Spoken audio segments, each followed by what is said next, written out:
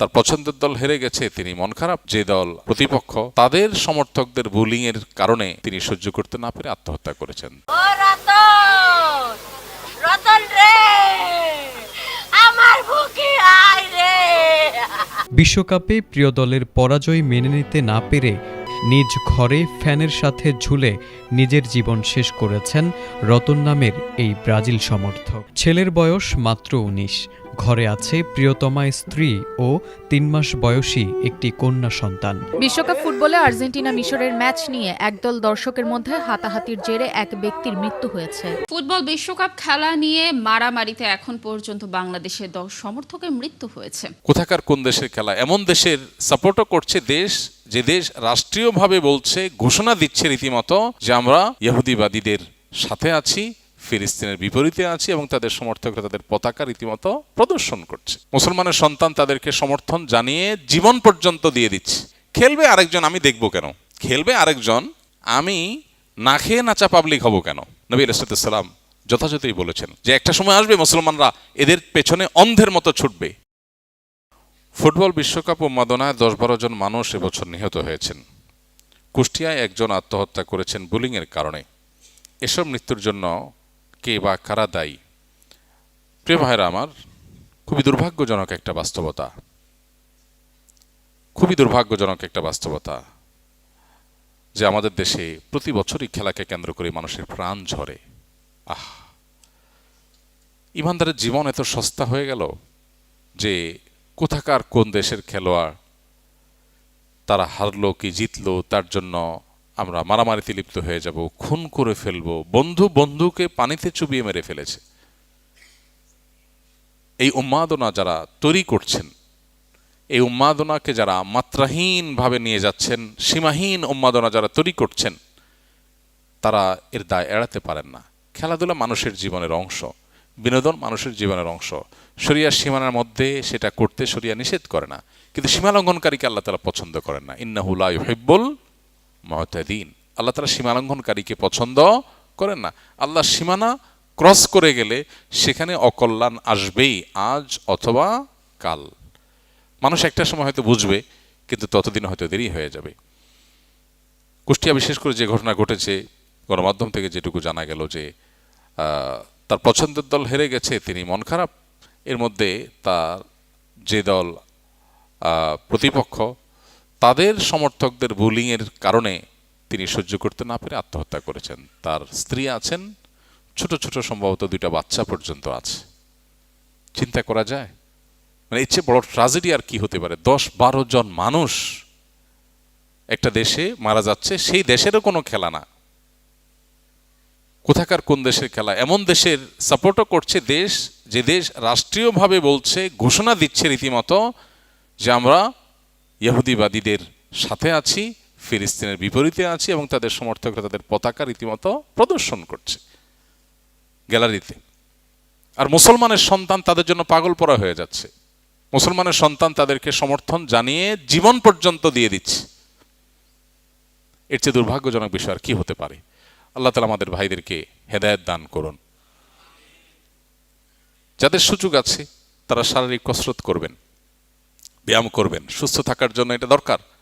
নবীজি সাল্লাল্লাহু আলাইহি সাল্লাম বলেছেন, আল মুমিনুল কাবিয়্যু আহাব্বু ইলাল্লাহি মিনাল মুমিনিদ দাঈফ। দুর্বল ইমানদারের চাইতে আল্লাহ তাআলার কাছে সবল ইমানদার বেশি প্রিয়।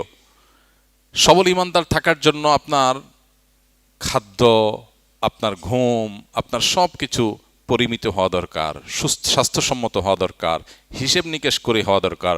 ফুড ভ্যালু, খাদ্য শক্তি বিবেচনা করে করে আপনার খাবার গ্রহণ করা দরকার, উপকারী জিনিস খাওয়া দরকার। কোরআনে আমাদেরকে আল্লাহ তাআলা হালাল খেতে বলেছেন, তয়্যিব খেতে বলেছেন। হালালান তয়্যিবা, এমন হালাল যেটা তয়্যিব, হালাল এবং পবিত্র।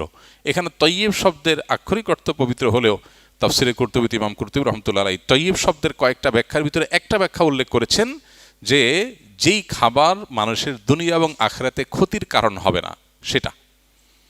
এবং ইমাম ইবনে আশুর রাহিমাহুল্লাহ তিনি তাহরির ও তানভীর এর মধ্যে লিখেছেন যে একই কথা, অর্থাৎ তয়্যিব মানে হলো যে খাবারে মানুষের দুনিয়াতেও ক্ষতির কারণ হবে না, আখিরাতেও ক্ষতির কারণ হবে না। এখন আপনি জাঙ্ক ফুড খেলেন, এমন ফুড খেলেন, এমন খাবার খেলেন যেটা তেল জাতীয় বলতে আপনার তেলে ভাজা, যেটা অস্বাস্থ্যকর, যেটা আপনার স্বাস্থ্যকে নষ্ট করবে, যেটা অ্যাসিডিটি তৈরি করবে, যেটা আপনার শরীরের জন্য ক্ষতিকর হবে, সেই খাবার খেতে ইমানদারকে আল্লাহ উৎসাহিত করেন নাই। বরং আল্লাহ তাআলা বলেছেন এমন খাবার খেতে যেটা দুনিয়া আখিরাতে যার কোনো ক্ষতি নেই, বা ক্ষতিকর খাবার না যেটা, সেই খাবার। এই জন্য ইমানদার সুস্থ থাকার চেষ্টা করবে, সেই জন্য তার লাইফস্টাইলকে সেভাবে সাজাবে। সে অর্গানিক না হলেও চেষ্টা করবে প্রাকৃতিক খাবার খেতে, আর্টিফিশিয়াল, প্রসেসড এবং মানুষের জন্য ক্ষতিকর যে বিষয়গুলো আছে সেগুলো থেকে বেঁচে থাকার চেষ্টা করবে। কারণ সুস্থ থাকতে হলে তাকে এটা করতে হবে, আর সুস্থ থাকতে হবে কারণ আল্লাহর ইবাদত করতে হবে, কারণ তাকে জেহাদের প্রয়োজন হলে জেহাদ করতে হবে। সেজন্য ইমানদার সে চেষ্টা করবে, তারই অংশ হিসাবে, সুস্থ থাকার অংশ হিসাবে সে এক্সারসাইজ করবে, সে ব্যায়াম করবে, সে শরীরের সীমানার মধ্যে থাকে, খেলাধুলাও করবে। ইমানদার খেলা দেখবে না, খেলবে। ইমানদার প্রয়োজনে খেলবে। খেলবে আরেকজন, আমি দেখব কেন? খেলবে আরেকজন, আমি না খেয়ে নাচা পাবলিক হব কেন? ছাগলের বাচ্চা কিছু দুধ খায় আর কিছু না খেয়ে শুধু নাচে, লাফায়। ইমানদার প্রয়োজন হলে সে খেলবে, সে না খেলে লাফাবে না, আরেকজনে খেলা দেখবে না। খেলা দেখবেন কেন? খেলা নিজে লাগলে শরিয়ার সীমার মধ্যে থেকে খেলবেন।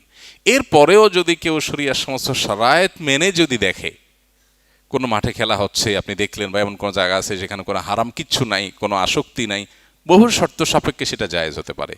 কিন্তু যে উন্মাদনা চলছে, 10-12টা মানুষের জীবন আমরা হারালাম, 10-12টা ফ্যামিলি যারা হারিয়েছে তারা জানে। এই উন্মাদনাকে যারা লাগামহীনভাবে সৃষ্টি করেছে, তৈরি করেছে, আমার মনে হয় তাদের উচিত এটার জন্য তাদের বোধোদয় হওয়া এবং এই লাগামহীন উন্মাদনাকে অ্যাপ্রিসিয়েট না করা। হ্যাঁ, আবারও বলছি, ইসলাম বিনোদনকে নিরুৎসাহিত করে না, নিষেধ করে না, কিন্তু প্রত্যেকটা জিনিসে একটা সীমা আছে, রেখা আছে। অর্থহীনতা, যে কাজের পিছনে আমার কোনো লাভ নাই দুনিয়া আখিরাতে, ইসলাম সেটা আমাদেরকে করতে বলে না। ইসলাম একজন মানুষকে, একজন মুসলমানকে অর্থবহ কাজ করতে বলে। আপনি খেলাধুলা করলে আপনার শরীরে ব্যায়াম হবে, ঘাম ঝরবে, এক্সারসাইজ হলে আপনি সুস্থ থাকবেন, এটা করেন। কোনো কিছু যদি আপনার আনন্দের কারণ হয় শরিয়ার সীমার মধ্যে থেকে, সেটা আপনি করেন, কিন্তু সীমার বাইরে গিয়ে না। আল্লাহ তাআলা সীমা লঙ্ঘনকারীকে পছন্দ করেন না। যারা খেলাধুলার নামে এই উন্মাদনার মধ্যে লিপ্ত হচ্ছেন, এর অনাচারগুলোকে খেয়াল করছেন না, তাদের উচিত এই উন্মাদনা পরিহার করা। মিন হুসনি ইসলামিল মারই তারকুহু মা লা ইয়ানি, একজন মুসলমান ইসলাম সুন্দর হবে যখন সে অহেতুক অনর্থক কাজ পরিহার করবে। অনর্থক অহেতুক কাজ পরিহার যখন করবে, তখন তার ইসলামটা কি হবে? সুন্দর হবে। অহেতুক কাজকে ইসলাম অ্যাপ্রিসিয়েট করে নাই। শারীরিক কসরত আর খেলাধুলাকে ইসলাম হারাম করে নাই। কিন্তু ইহুদি নাসাররা, বিশেষ করে যারা ঘোষণা দিয়ে বলে কয়ে ফিলিস্তিনি মুসলমানদের বিরুদ্ধে অবস্থান নিচ্ছে, ইহুদিবাদীদের এবং খুনিদের, অত্যাচারীদের পক্ষে রাষ্ট্রীয়ভাবে ঘোষণা দিয়ে রাষ্ট্র বলছে আমরা তাদের সাথে আছি, মুসলমানের বিবেক কিভাবে সায় দেয়? শুধু এরা না, একজন মানুষ অমুসলিম, আল্লাহর প্রতি বিশ্বাস নাই, কুফরি করে, আপনার ওয়ালা বারা, আল্লাহর জন্য বৈরিতা, আল্লাহর জন্য ভালোবাসা ইমানের গুরুত্বপূর্ণ অংশ, সেটার দাবি কি? সেটার দাবি কি? এই সমস্ত মানুষগুলোর পেছনে চলা? নবী আলাইহিস সালাম যথাযথই বলেছেন, লাতাত্তাবিউন্না সুনানা মান কানা ক্বাবলাকুম, তোমাদের পূর্বের যারা ছিল তাদের পেছনে তোমরা অন্ধের মতো অনুসরণ করবে। এমন সময় আসবে, এমনকি তারা যদি 1 হাত যায় তোমরা 1 হাত যাবে, তারা 1 বিঘত গেলে তোমরা 1 বিঘত যাবে, তো তারা গিয়ে যদি গুই সাপের গর্তে ঢুকে তোমরাও গিয়ে সেখানে ঢুকবে। সাহাবীরা বলেছেন, তারা কারা? ইহুদি খ্রিস্টান। নবী সাল্লাল্লাহু আলাইহি ওয়াসাল্লাম বলেছেন, তারা ছাড়া আর কারা? এদের কথাই বলছি, যে একটা সময় আসবে মুসলমানরা এদের পেছনে অন্ধের মতো ছুটবে। তো এই জন্য ভাই, এই অন্ধত্ব পরিহার করা দরকার এবং সীমালঙ্ঘন পরিহার করা দরকার। গ্রামে গঞ্জে আজ বড় বড় স্ক্রিনে খেলা দেখানো হচ্ছে এবং তরুণদের, কিশোরদের জুয়ার দিকে নিয়ে যাওয়া হচ্ছে। প্রতিটা গ্রামে গ্রামে এখন কম বেশি এই সমস্ত জুয়ার আসর বসছে খেলাকে কেন্দ্র করে। কোন দল জিতবে, কোন দল হারবে, বাজি ধরছে টাকা দিয়ে এবং সর্বস্ব শেষ করে ফেলছে। বেশ কিছুদিন আগে আমরা দেখেছি যে ক্যাসিনো কাণ্ডে কত প্রতিষ্ঠিত মানুষ রাস্তায় বসে গেছে। সর্বনাশ হয়ে যাওয়ার পরে আমরা হা হা করছি, আমাদের পুলিশ অনেক প্রভাবশালী নেতাদেরকে পর্যন্ত গ্রেপ্তার করেছে, অনেক অ্যাকশন নিয়েছে। কিন্তু আমাদের কিশোররা, তরুণ প্রজন্মেরা তথাকথিত এই খেলার নামে যে তারা জুয়ার ভিতরে হাবুডুবু খাচ্ছে, এই নেশা ভিতরে একবার ঢুকে যাচ্ছে, একবার এই জগতে ঢুকলে মাদকের মতো আর বের হতে পারে না। আল্লাহ তাআলার জন্য কোরআনে কারিমে জুয়া এবং মাদককে পাশাপাশি উল্লেখ করে বলেছেন যে ইন্নামাল খামরু ওয়াল মাইসির ওয়াল আনসাব ওয়াল আজলাম রিজসুম মিন আমালি শাইতানি ফাজতানিবু, এগুলো শয়তানের কর্মকাণ্ড।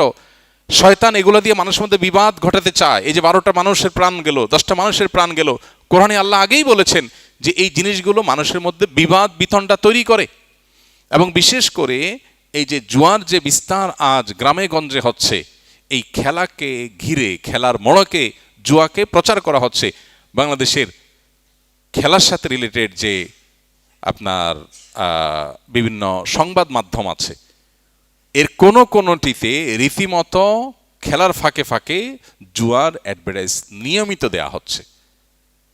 তাহলে একটা প্রজন্মকে ধ্বংসের দিকে নিয়ে যাওয়া হচ্ছে। এই উন্মাদনা, এটা যদি আমরা থামাতে না পারি, একটা সময় ক্যাসিনো কাণ্ডের মতো আমরা সর্বনাশ হয়ে যাওয়ার পরে হাহা করব, তখন আর কাজে হবে না, আহা করে কাজ হবে না। আল্লাহ তাআলা আমাদেরকে বোঝার তৌফিক দান করুন এবং আমাদের এই উন্মাদনাকে আল্লাহ রাব্বুল আলামিন কন্ট্রোল করার তৌফিক দান করুন।